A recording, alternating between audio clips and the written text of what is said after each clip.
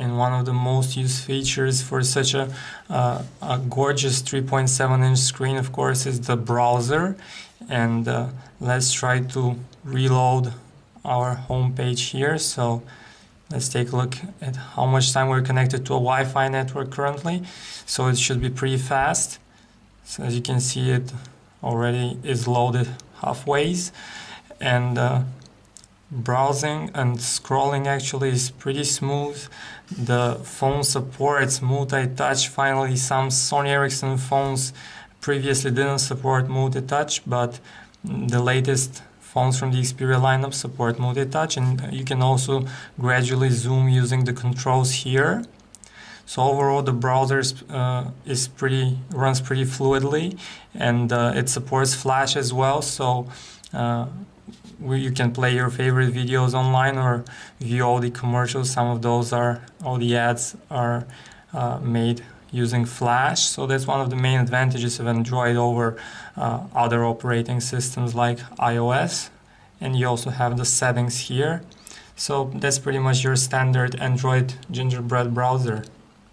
On the home screen of the Xperia Neo, you can also find some elements left from the skinning, from the heavy skinning Sony Ericsson used to do before. Namely, there's the timescape widget, which is currently realized as a widget, and you also have leftovers from the Mediascape widgets. You can see that's actually some shortcuts to the gallery application, the music app, and the FM radio. So let's try and open the media gallery, and it takes you to the standard Android Gingerbread media library.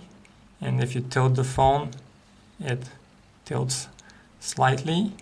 So let's take a look at some of the images which look great on the mobile Bravia engine, the same that Sony Ericsson use on their HD TVs. So let's take a look at the wallpapers we have here, and we'll put the phone in landscape mode. Maybe just portrait for these pictures. So this is what we have. Very sharp, very nice contrast on these images. As you can see here, multi-touch works pretty good as well. And the 3.7-inch screen gives plenty of room for the keyboard and typing. So the keyboard looks slightly different than the standard Android one. As you can see, you have those animations when you press a button. It's pretty convenient. We find this button kind of small for switching to the symbols, but except for that, it's a very convenient keyboard. And when we switch to landscape mode, the keyboard fills, of course, the whole screen. You have the QWERTY input, which is even better. So that's the keyboard on the Xperia Neo. Android is of course made by Google, so one of the best thing about it is the Gmail client. Many people nowadays use Gmail, so let's take a look at how this looks on the Xperia Neo. So let's open up an email. So we have an email here, and it supports threaded conversations, and you can also change labels or add a star or mark it as an unread, and that's how your inbox looks like. Overall, that's a pretty robust Gmail client, and probably the best Gmail client out there now. The music applications is slightly tweaked in comparison to the standard one on the Gingerbread. You have the infinity button, which allows you to get some additional information about your songs, and you also have playlists.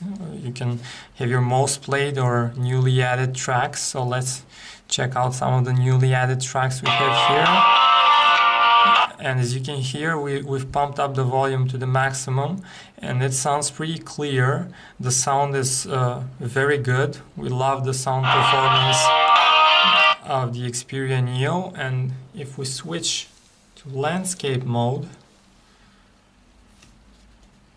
we get this layout, which is pretty similar to the one we see in portrait mode. So that's the music player on the Xperia Neo. This is a multi-part video. Please click on any of the links to go to the corresponding section.